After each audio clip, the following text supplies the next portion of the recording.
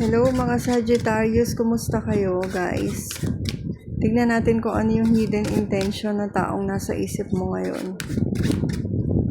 Ano ang hidden intention ng taong nasa isip mo? Kung sino man ang nasa isip mo.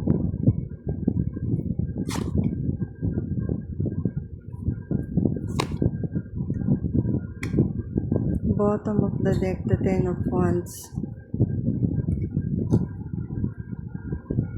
So may problema ba kayo nitong tao na to?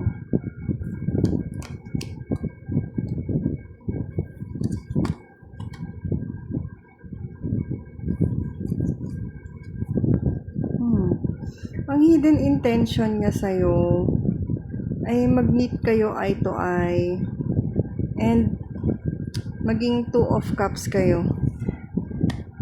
Merong exchange ng emotions. Yung magkasundo kayo, ganun. Ganun napipil ko dito. So, feeling niya, meron siyang doubt na nararamdaman sa'yo. Feeling niya, di ba kasi Two of Pentacles eh. Parang namimili ka kung alin dyan yung i-handle mo at the moment. So, parang nagmo-multitasking, di ba?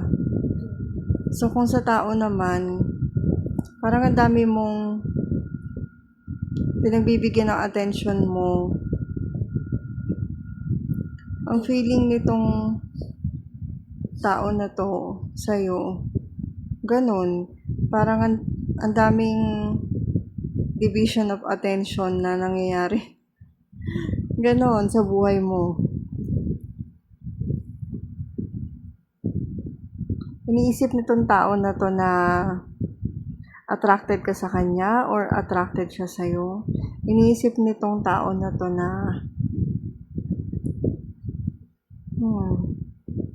Queen of Wands ka. Na standing on your power, confident. Na tipong kayang-kaya mong harapin kung ano man yung mga dumadating sa'yo.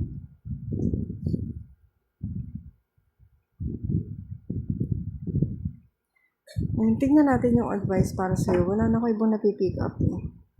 Ano pa bang meron si Queen of Wands?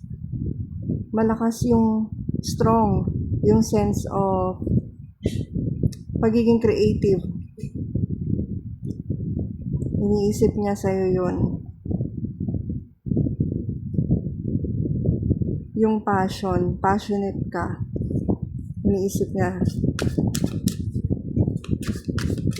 Ano yung advice para sa Sagittarius?